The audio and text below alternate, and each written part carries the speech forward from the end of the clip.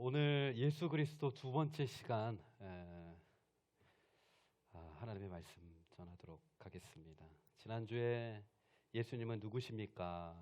라는 제목으로 예수님에 대한 말씀을 나누었죠. 마가복음 1장 1절에 그 답을 정확하게 말씀하고 있습니다. 하나님의 아들 예수 그리스도, 하나님의 아들 예수 그리스도, 복음의 시작이라. 예수님은 하나님의 아들이시죠. 하나님의 아들. 육신으로 이 땅에 오신 하나님의 아들, 하나님의 본체예요. 왜 하나님이 이 땅에 인간이 되셔서 오셨는가? 대속 제물이 되기 위해서. 우리 인간의 죄의 문제, 죽음의 문제를 해결하기 위해서.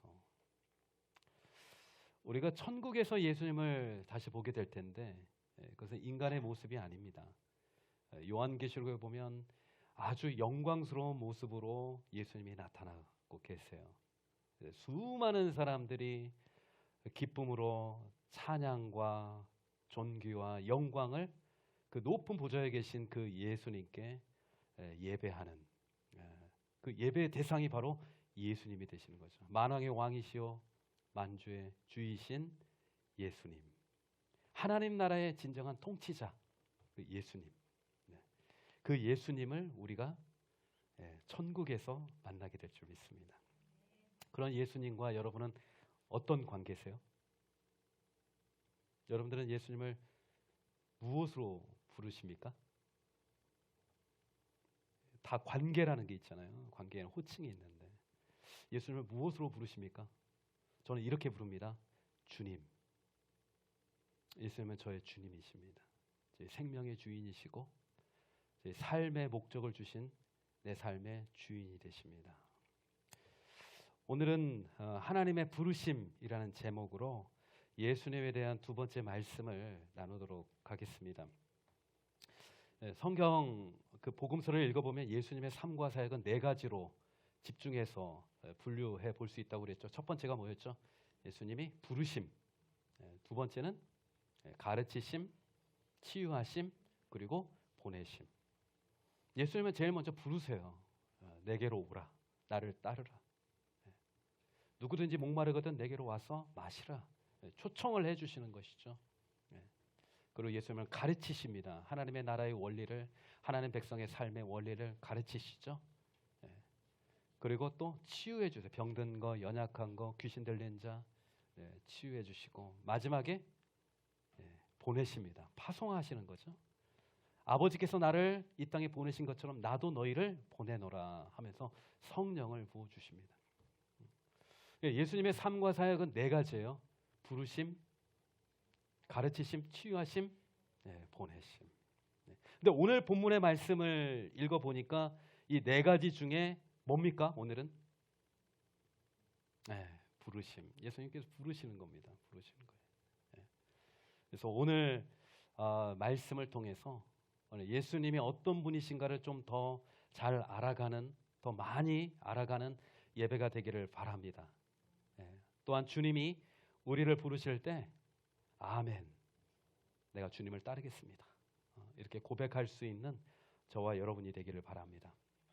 저는 부르심이라는 단어를 가장 깊게 이해한 때가 언제냐면 군대 갔을 때 논산훈련소 갔더니 이런 말을 하더라고요. 여러분들은 국가의 부름을 받고 논산훈련소에 입소했습니다. 했을 때 제가 내가 국가의 부름을 받고 내가 군인이 된 거구나. 내가 이렇게 처음으로 생각을 했어요.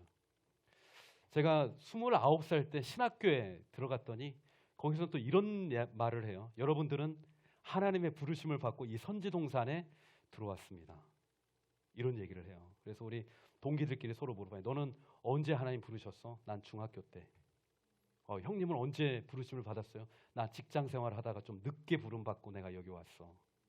왜 잘 나가던 직장을 왜 그만두고 여기 왔어요? 하나님이 부르셔서. 하나님의 부르심인 거죠. 오늘 본문을 보면 예수님의 부르심에는 두 가지가 나옵니다. 첫 번째는 그 대상이 모든 사람들이에요. 모든 사람들. 구원을 위한 부르심이죠. 14절, 15절 말씀. 한번 보시겠습니다. 요한이 잡힌 후 예수께서 갈릴리에 오셔서 하나님의 복음을 전파하여 이르시되 때가 찼고 하나님의 나라가 가까이 왔으니 회개하고 복음을 믿으라 하시더라. 복음을 믿으면 하나님의 나라를 선물로 주시겠다라는 하나님의 약속, 하나님 나라에 대한 초청입니다. 이것은 모든 이 땅에 사는 모든 사람들을 향한 예수님의 부르심입니다. 우리가 예배드리는 이곳에 있는 모든 분들은 이 부르심에 응답하여서 이곳에서 함께 예배드리는 줄 믿습니다. 두 번째 부르심이 있는데 그것은 제자가 되는 부르심이에요. 제자들을 부르시는 겁니다.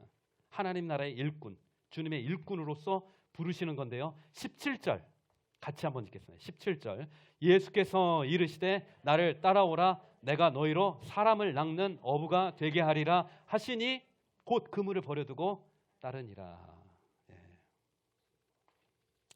곧 그물을 버려두고 따르는 겁니다. 예수님의 부르심 앞에 그들은 바로 응답을 하는 거예요. 예수님의 부르심은 뭐예요? 사람 낚는 어부가 되게 하리라. 너희는 그냥 물고기 잡는 어부인데 나는 이제 너희 사람 낚는 어부가 되게 하고 싶다. 물고기와 상관없이 사람을 살리는 일, 영혼을 구원하는 일, 그 일을 위해서 내가 너를 쓰고 싶다. 이렇게 부르실 때 제자들은 즉시 그물을 버려두고 예수님을 따르는 것이죠. 오늘 본문을 통해서 예수님은 어떤 분이신가? 저는 한 문장으로 이렇게 정리할 수 있습니다. 예수님은 우리의 인생의 방향을 바꿔주시는 분. 예수님은 어떤 분이시라고요? 우리 인생의 방향을 바꿔주시는 분이에요. 예수님을 만나면 우리 인생의 터닝 포인트가 일어나는 거예요. 내가 가던 길에서 다른 길로 우리의 인생의 방향을 바꿔주시는 분.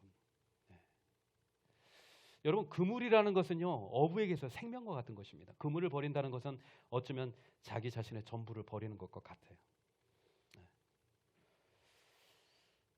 그런데 그 그물을 버리기 위해서는 사실 그 그물을 포기하는 데 있어서 치르는 대가보다 훨씬 더 큰 기쁨이 있어야 돼요. 더 큰 기쁨이 있어야 예수님을 따를 수 있는 것입니다. 저는 예수 믿는다는 것이 참 때로는 부담스러워요. 부담스러워요. 왜냐하면 많은 대가 지불이 필요하기 때문에. 세상 사람들과 예수 믿는 사람은요, 요구받는 삶의 기준 자체가 달라요. 똑같은 일을 했는데 저 사람은 교회 다니는 사람이라 그러면 똑같은 일을 했는데 이 사람 욕을 더 먹습니다. 저분이 교회 장로님이래, 저분이 목사님이래. 그러면 똑같은 잘못을 했어도 훨씬 더 많은 질책을 받아요. 왜요? 요구받는 삶의 기준 자체가 다르기 때문에. 그래서 저는 목사가 안 되고 싶었어요. 예수님도 가급적이면 안 믿고 싶었어요. 그럼에도 불구하고 내가 예수를 믿고 따르는 이유가 있어요. 그래서 단 하나입니다. 그것이 다 보상을 해주는 거예요. 그게 뭡니까? 복음이라는 겁니다. 복음. 그게 복음이에요. 복음. 하나님 나라의 복음. 그것이면 되는 거예요. 목사로 살아도 억울한 일이 많아도 내가 원하는 것을 얻지 못한다 해도 예수 믿음으로 말미암아 예수님이 나에게 복음을 주셨기에 그것을 기뻐할 수 있고 그것으로 만족할 수 있다라는 것입니다. 복음의 가치를 아는 사람은요, 예수님을 끝까지 따르게 될 것입니다. 어려움이 있어도 신앙생활에 난관이 없는 게 아닙니다. 반드시 장애물이 있습니다. 마지막까지 내가 믿음의 선한 싸움을 싸우고 믿음의 자리에 딱 지켰다는 것은요, 수많은 장애물들 통과했다라는 거예요. 수많은 장애물들. 그런데 그것을 통과할 수 있게 하는 가장 큰 힘은 뭐냐? 복음이에요. 복음의 가치를 알 때, 복음의 그 가치를 알 때 나는 믿음의 자리를 끝까지 지킬 수 있다라는 것입니다. 복음이면 충분한 것입니다. 복음이면 충분한 거예요. 그래서 그 복음이 나의 인생의 방향을 바꿔주는 겁니다. 예수님은 누구십니까? 예수님은 그 자체가 복음이세요. 복음이신 예수 그리스도. 탈북자 사역을 하고 있는 선교사님이 계세요. 중국 선교사님이죠. 중국 그 국경 지역이죠. 국경 지역에서 교회를 섬기고 있는 분이에요. 그래서 이제 북한에서 생명을 걸고 이제 국경선을 넘어서 중국으로 오시면 이제 그런 분들을 도와주는 일들을 하는 겁니다. 복음을 전하고 음식을 주고 또 보호받을 수 있는 안전한 지역으로 옮겨서 새로운 생활을 할 수 있도록 돕는 사역들을 하는 것이죠. 그런데 어떤 여자분이 어떤 자매님이 생명을 걸고 진짜 국경선을 넘어왔어요. 넘어왔는데 교회에서 그 목사를 만난 겁니다. 어떻게 교회 왔냐고 그랬더니 들었다고, 교회 가면 살 길이 있다고, 도와줄 분들이 있다고 해서 이제 왔다는 거예요. 그래서 음식을 제공받고 옷을 제공받고 그리고 이제 안전한 곳으로 이동할 수 있도록 이제 그분이 생활할 수 있는 자리까지 이제 봐준 거죠. 그래서 이제 며칠이 지나게 되면 이제 국경 내륙, 중국 내륙 지역으로 이제 안전하게 이동을 하려고 하는데 그분이 자기는 이제 다시 북한으로 돌아가겠다는 겁니다. 근데 왜 그러냐고. 돌아가면 안 된다고. 돌아가면 죽을지도 모른다고. 돌아가는 이유가 딱 하나예요. 뭐예요? 자기가 복음을 들었다는 거예요. 복음을 들었다는 거예요. 하나님 나라의 복음이 있다는 거예요. 이 세상의 삶이 끝이 아니라는 거예요. 영원한 하나님의 나라가 있다는 거예요. 그 복음을 내가 듣고 예수를 믿고 내가 천국의 영생을 얻게 됐는데 북한에 있는 우리 가족들 이 소식을 전해야 되거든요. 그래서 나는 북한에 다시 돌아간다고. 그래서 그 중국 선교사님이 그 자매님을 부둥켜 안고 눈물로 기도를 해주고 북한으로 보내주셨대요. 그다음에 다시 돌아왔다는 소식을 듣지는 못했다고 합니다. 무엇이 다시 그분으로 하여금 굶주림의 나라, 고통받는 나라로 돌아가게 했을까요? 네, 복음 때문이죠. 복음은 우리 인생의 방향을 바꿔주는 겁니다. 복음을 주신 예수 그리스도께서 우리 인생의 방향을 바꿔주시는 거예요. 그 복음이면 우리 인생의 방향을 바꾸기에 충분하다는 것입니다. 예수님을 제대로 만나면 인생의 방향이 바뀝니다. 물고기 잡는 어부가 아니라 이제 사람 낚는 어부가 된 거예요. 인생의 목표가 달라진 거예요. 인생의 목표가 달라진 거예요. 어쩌면 우리는 똑같은 일을 한다 하더라도 예수를 만나면 똑같은 일을 하면서도 인생의 목적이 달라지는 겁니다.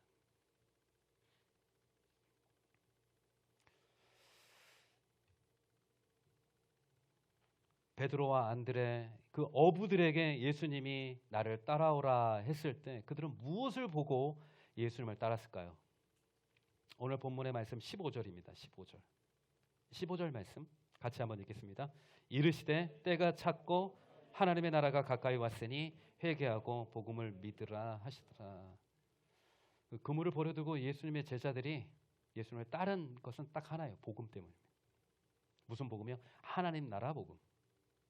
하나님 나라 복음을 위해서 그들은 자신의 그물을, 자신의 배를 버려두고 예수님을 따른 거예요. 예수님이 얘기하신 것은 하나님의 나라입니다. 하나님의 나라가 가까이 왔으니 회개하고 복음을 믿으라. 예수님이 우리에게 보여주신 것이 있어요. 그건 뭐냐면 보이지 않는 하나님의 나라. 우리 눈으로는 볼 수 없는 하나님의 나라. 그 하나님의 나라를 우리에게 보여주신 거예요. 근데 베드로와 안드레는 그 눈에 보이지 않는 하나님의 나라를 말씀을 듣고 믿음으로 그것을 깨닫고 예수님을 따른 것입니다. 예수님은 누구신가? 이 세상에 보이는 것만을 위해서 열심히 살아가던 우리를 보이지 않는 하나님의 나라를 위해서 달려가게 하시는 분이 예수님이시라는 겁니다. 예수님은 누구신가? 우리 인생의 목적지를 바꿔주신 분이에요.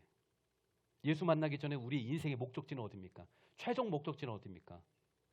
죽음입니다. 장례식장이에요. 중환자실이에요. 그러나 예수를 만난 우리의 인생의 최종 목적지는 달라졌어요. 어디예요? 하나님의 나라예요. 우리가 다시 가게 될 곳은 하나님의 나라라는 겁니다. 죽어도 죽음 이후에 우리 하나님의 나라를 가는 겁니다. 옛날에는 우리가 기차를 많이 탔잖아요. 무궁화호. 그 전에 이제 통일호까지 있었어요. 기억나십니까? 그 전에는 비둘기호도 있어요. 네, 기차를 타면 항상 물어보는 게 있어요. 옆 사람한테 어디까지 가십니까? 저는 대전까지 갑니다. 예, 저는 광주까지 가요. 저는 목포까지 갑니다. 이렇게 얘기를 하는 겁니다. 예. 우리의 인생은 어디까지 가는 겁니까? 예, 우리 인생 어디까지 가는 거예요? 예, 죽음까지 가는 게 아니라 죽음 너머를 통과해서 천국까지 가는 게 우리 인생이에요. 예, 그래서 사실은 우리는 어떤 열차를 탔냐면 천국 열차를 탄 겁니다. 예, 천국 열차를 탄 거예요. 우리 인생은 천국 열차를 타고 지금 달려가고 있는데 저는 여러분들에게 묻고 싶습니다. 천국 열차 티켓 있어요? 티켓을 가지고 탔습니까? 티켓 보여달라면 어쩔 거예요? 그때는 그 티켓 검사하는 분이 있잖아요. 그래서 이렇게 찍어주잖아요. 기억나십니까? 이렇게. 천국 티켓이 뭡니까? 돈으로도 못 사는 겁니다. 명예로도 못 사는 겁니다. 무엇으로 살 수 있어요? 믿음으로 사는 겁니다. 믿음. 네. 우리의 예수 믿음, 예수님이 나의 구원자가 되시는 그 믿음이, 십자가 부활이 나를 구원하는 능력이 있다는 그 믿음이 천국 열차를 타는 티켓이 되는 줄 믿습니다. 네, 티켓. 네, 옆에 분에게 한번 물어보세요. 티켓 있습니까? 네, 티켓 보여주세요. 네, 티켓 보여주세요. 우리가 노후만을 준비할 게 아니라 우리가 천국을 준비하는, 천국에 들고 들어갈 하나님께 드릴 열매를 준비하는 인생이 되시기를 바랍니다. 그래서 사도 바울은요, 자기 인생에 수많은 고난이 있어도 주 예수 복음과 하나님의 나라를 위해서 자신의 삶을 다 드렸어요. 왜 그런지 아세요? 그의 고백이 있어요. 고린도후서 4장 18절. 고린도후서 4장 18절. 같이 한번 읽겠습니다. 우리가 주목하는 것은 보이는 것이 아니요 보이지 않는 것이니 보이지 않는 것은 잠깐이요 보이지 않는 것은 영원함이라. 이 세상에 존재하는 것은요, 눈에 보이는 것이 다가 아니라는 거예요. 눈에 보이지 않는 더 가치 있는 것이 있다라는 거예요. 그것을 위해서 나의 인생 속에 희생이 있고 섬김이 있고 낮아짐이 있어도 내가 눈에 보이지 않는 그 가치 있는 것을 위해서 내 삶을 드리겠다라는 것이 사도 바울의 고백인 겁니다.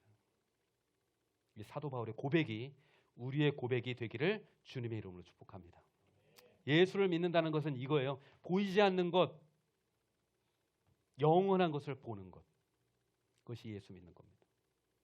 우리 마음에 하나님의 나라가 있는지 다시 한번 돌아보면서 이 땅, 이 세상 전부인 것처럼 살아가는 우리의 인생이 아니라 하나님의 나라를 위해서 걸어가는 평생의 믿음의 순례자 되시기를 주님의 이름으로 축복합니다. 두 번째, 예수님의 제자를 부르는 장면이 나오는데요. 2장 한번 보시겠습니까? 1장 말고 2장의 14절. 예수님께서 또 다른 제자를 부르십니다. 2장 14절. 같이 한번 읽겠습니다. 또 지나가시다가 알페오의 아들 레위가 세관에 앉은 것을 보시고 그에게 이르시되 나를 따르라 하시니 일어나 따르니라. 아멘. 예수님의 제자 이름이 뭐라고요? 레위. 이 사람의 또 다른 이름은 마태. 그렇죠. 맞습니다. 마태복음을 기록한 예수님의 제자 레위. 그 사람의 이름은 마태입니다. 직업은 뭡니까? 세리. 세관에서 세금을 거두는 일을 했던 사람입니다. 그런데 이 사람은 어떤 사람들로 어떤 평가를 받는 직업이에요? 민족의 매국노. 돈밖에 모르는 인생. 세금을 거두는 일이 지금은 뭐 정상적인 직업이지만 그 당시에는요, 정상적인 세금만 거두는 게 아닙니다. 예. 더 많은 세금을 받아서 자기의 부를 축적하는 거예요. 사람들이 손가락질하는 사람들이에요. 그런데 그 사람들은 뭘 가지고 있어요? 세리는 돈을 가지고 있는 겁니다. 돈. 욕은 먹어도 돈은 많아. 부자인 거예요. 돈으로 할 수 있는 건 다 할 수 있으니까 그냥 욕 먹는 것쯤은 그냥 한쪽 귀로 막고 자기가 하고 싶은 걸 다 하는 사람이 세리예요. 존경할 수 없는 사람.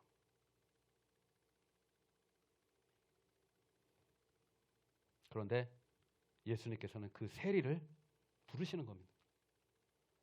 그 레위를 부르시는 거예요. 나를 따라오라. 그랬더니 그 돈 버는 자리를 버려두고 예수님을 따르는 거예요.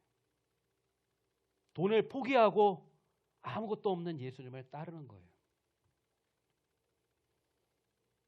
예수님은 레위를 자기의 제자로 삼으면서 세상 사람들이 보기에 부러운 자리가 아니라 낮은 자리로 초청하고 계신다는 겁니다.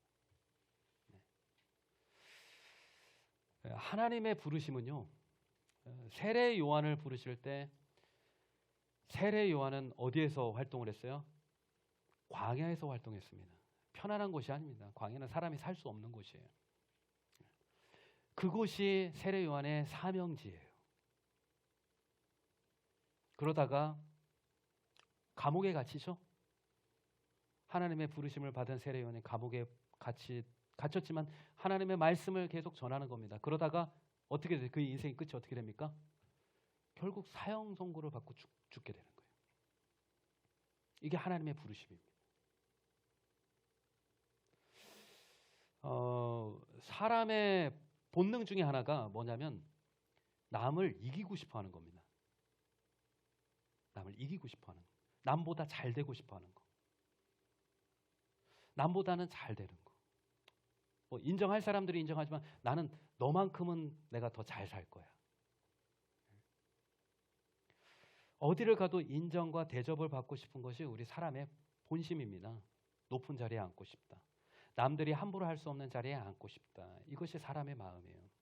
그런데 예수님은 자기를 따르는 사람을 어디로 인도하냐면 낮은 곳으로 인도하신다는 겁니다. 예수님의 관심은 항상 낮은 곳에 있어요. 예수님의 관심은 항상 낮은 곳에 있어요. 그래서 예수님의 제자들이 서로 논쟁을 벌이는데 누가 더 크냐? 누가 더 크냐? 내가 예수님의 진짜 수제자 아니냐? 베드로와 요한이 서로 다투는 겁니다. 그때 예수님께서는 그게 아닌데 하시면서 예수님의 제자들에게 아주 중요한 말씀을 해주셨어요. 마태복음 26장. 누가 큰지를 마태복음 20장 같이 한번 읽겠습니다. 너희 중에 누구든지 크고자 하는 자는 너희를 섬기는 자가 되고 너희 중에 누구든지 으뜸이 되고자 하는 자는 너희의 종이 되어야 하니라. 이게 예수님의 가르치십니다. 그러면서 한 말씀 더 하세요. 28절. 인자가 온 것은 섬김을 받으려 함이 아니라 도리어 섬기려 하고 자기 목숨을 많은 사람의 대속물로 주려 함이니라. 예수님의 관심은 항상 어디에 있다고요? 낮은 곳에 있어요. 낮은 곳. 낮은 곳에 있어요. 예수님의 시선은 항상 어디를 바라보고 있어요? 낮은 곳을 바라보고 있어요. 예수님은 높은 자리를 차지하려고 이 땅에 오신 게 아니고 섬김을 받기 위해 이곳에 오신 것도 아니고 남을 이기기 위해서 오신 것도 아니고 예수님은 죽기 위해서 오신 겁니다. 그리고 우리를 부르실 때 너의 영혼을 구원하는 일을 위해서 많은 사람들의 영혼을 구원하는 일에서 네가 혹시 고생은 될지 모르지만 사람들이 부러워하는 높아지는 자리가 아니라 낮은 곳으로 나와 함께 가지 않겠느냐라고 하는 것이 예수님의 부르심이라는 겁니다. 그리고 예수님은 말씀하세요. 이 땅에서 낮은 자가 천국에서는 큰 자가 될 거라고. 이 땅에서 섬기는 자가 그 하나님의 나라에서는 영광과 면류관을 받게 되는 자리를 얻게 될 거라고. 잠시 잠깐 이 땅에서의 영광을 사모하지 말고 영원한 하나님의 나라에서 높은 자리를, 영광스러운 자리를 네가 차지하지 않겠느냐라고 하는 것이 예수님의 부르심이라는 겁니다. 예수님은 어떤 분이세요? 우리 인생의 방향을 바꾸시는 분이에요. 높은 곳에서 낮은 곳으로 우리 인생의 길을 인도해 주시는 분이 예수님이신 줄 믿습니다. 그래서 예수님의 인생에는요 방향이 있어요. 그 방향은 어느 곳을 향하고 있다고요? 화살표로 말하면 그 화살표는 아래쪽으로 향하는 화살표예요. 인간의 본성은 위로 향하는 본성이에요. 그러나 예수님의 인생의 방향은 낮은 곳, 천한 곳. 그래서 예수님은 태어나실 때도 어디서 태어나셨어요? 말구유에서 태어나신 겁니다. 그리고 예수님의 삶은 호화로운 왕궁과 같은 삶이 아니라 대접받는 삶이 아니라 가장 낮은 곳에서 죄인들과 세리와 창녀들과 병든 자들의 친구가 되어주신 분이 예수님이에요. 그리고 그 인생 마지막은 가장 이 세상에서 낮은 자리, 해골의 곳, 십자가가 있는 곳, 그곳에서 우리를 위해서 희생당하신 분이 바로 예수님이라는 겁니다. 예수님의 삶은 낮은 곳을 향하고 있고 예수님이 우리를 부르시는 것은 낮은 곳으로 함께 가자고 우리를 부르시는 것입니다. 신앙생활하면서 우리가 낮은 곳이 어딜까요? 저는 섬김의 자리라고 생각합니다. 섬김의 자리. 누군가를 섬기기 위해서는요, 마음이 낮아져야 됩니다. 마음이 높아져서는 절대 섬길 수 없어요. 허리를 딱 펴고는 섬길 수가 없는 겁니다.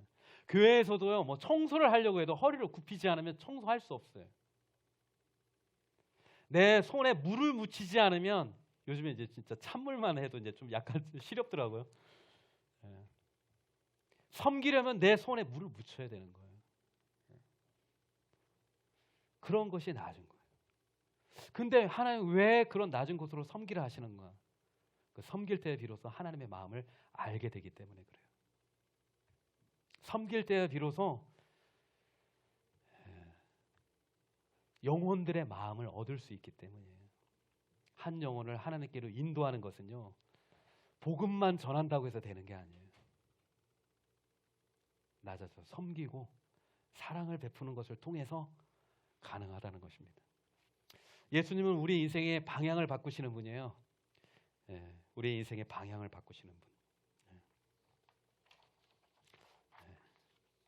낮은 자리가 어딘가 또 그런 생각을 해보는데, 교회 신앙생활하면서 가장 낮은 자리는 저는 전도하는 자리. 가장 낮은 자리입니다. 이거는 진짜 전도하는 사람은 반드시 겸손해야 돼요. 을이 돼야 돼, 을이 돼. 그래야 전도가 가능한 거예요. 하나님은 전도하는 자리에 있는 분들을 귀하게 여기시는 줄 믿습니다. 또 하나 낮은 자리는 어디냐면 기도하는 자리. 가장 낮은 자세로 하나님 앞에 나아가야 되는 거예요. 기도할 때 가장 좋은 자세는 뭐예요? 무릎 꿇고 기도하는 거예요. 우리가 사람들 앞에서 웬만해서 무릎 안 꿇잖아요. 기도할 때는 가장 낮은 자세로 기도하잖아요. 우리가 낮아진 곳으로 가면 갈수록 하나님께서는 우리를 존귀하게 여기시는 줄 믿습니다. 우리의 마음이 낮아지면 낮아질수록 하나님께서는 우리를 때가 되면 우리를 높여주실 줄 믿습니다. 예수님은 우리를 높은 곳으로 우리를 초대하는 분이 아니고 죽어가는 영혼들을 살리기 위해서 낮은 길로, 좁은 길로, 그러나 불편하지만 생명의 길로, 참된 만족과 기쁨과 상급이 있는 길로 우리를 초청하고 인도하신다는 사실입니다. 그렇다고 오해는 하지 마십시오. 성공하지 말라는 게 아니에요. 성공이 목적이 되어서는 안 된다는 겁니다. 하나님의 나라가 목적이 되는 주님의 부르심에 함께 동행하는 저와 여러분 되기를 원합니다. 마지막으로 세 번째 한 가지만 더 나누고 싶은데요. 예수님은 누구신가? 우리 인생의 방향을 바꾸시는 분입니다. 저는 우리 인생의 행복이 결코 큰 것이 아니라고 생각합니다. 이런 거죠. 내가 하고 싶은 일을 할 때 행복해요. 내가 가고 싶은 곳에 가는 거, 그게 행복이죠. 또 내가 살고 싶은 곳에 사는 거, 또 내가 만나고 싶은 사람, 내가 함께 하고 싶은 사람과 함께 하는 것이 행복이에요. 그런 게 행복이죠. 그런데 예수님을 제대로 만나면 내가 원하는 삶보다 주님이 원하는 삶이 더 기쁘고 행복하다는 것을 깨닫게 됩니다. 화려하지 않아도 검소하고 주님이 원하시는 뜻대로 순종하며 살아가는 것이 행복으로 알게 된다는 것입니다.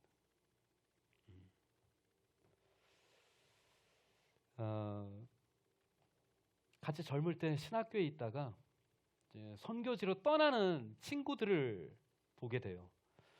하나님이 나는 진짜 외국에 나가서 살려면 나는 못 살 텐데 넌 진짜 대단하다.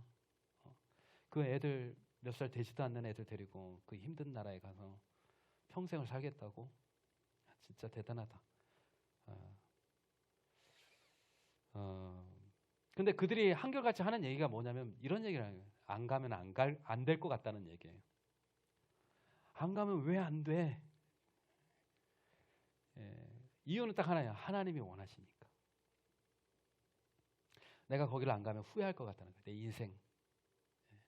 좀 여기서는 편안하게 살고 할 것 같지만 진짜 하나님이 원하시는 걸 하고 싶다는 거예요. 베드로가 예수님을 배반을 하고 이제 물고기 잡겠다고 다시 고향으로 돌아갔을 때 예수님이 베드로를 포기하지 않고 예수님을 찾아가잖아요. 갈릴리까지 찾아가서 이렇게 물어봐요. 네가 나를 사랑하느냐? 3번 부인했기 때문에 똑같은 질문을 3번 해요. 네가 나를 사랑하느냐? 네, 주님 그렇습니다. 네가 나를 사랑하느냐? 3번째 질문하니까 마음이 찡해서 고민하면서 주님이 아시잖아요. 내 양을 먹이라. 이렇게 부탁을 하십니다. 그래서 중요해요. 내 양을, 예수님의 양을 돌보고 살피라는 얘기예요. 사명을 주십니다. 사람은 자기가 편한 사람하고 함께 살고 싶은 거예요. 그런데 예수님은 베드로에게 뭐라고 부탁했어요? 나의 양을 도와주라는 거예요. 내가 부탁한 사람을 도와주라는 거예요. 이게 그리스도인의 만남의 정체성입니다. 우리 내가 좋아하는 사람과 만나서 사귀는 공동체가 교회가 아니라 하나님이 보내주신 사람, 하나님이 돌보라고 부탁하신 사람과 함께 사는 것이 그리스도인의 만남입니다. 내 자녀들이 마음에 안 들어도 하나님 부탁하신 자들이잖아요.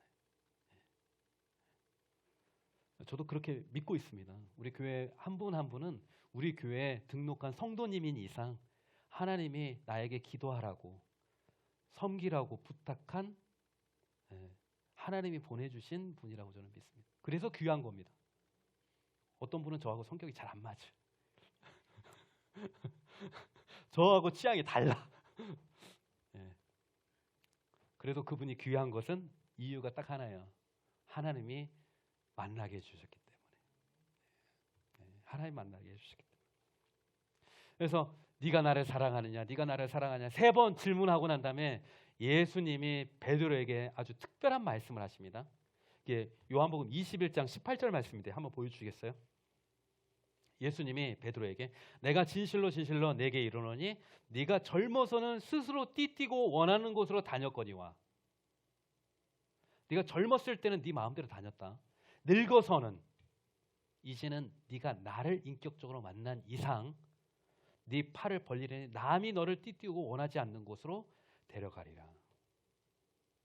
젊었을 때는 네 인생 네 마음대로 살았지만 예수를 만나고 난 다음에는 내가 너에게 부탁한 자리, 내가 너를 보낸 자리에 사명의 자리에서 네가 살게 될 것이다 라고 말씀을 해주신 거예요.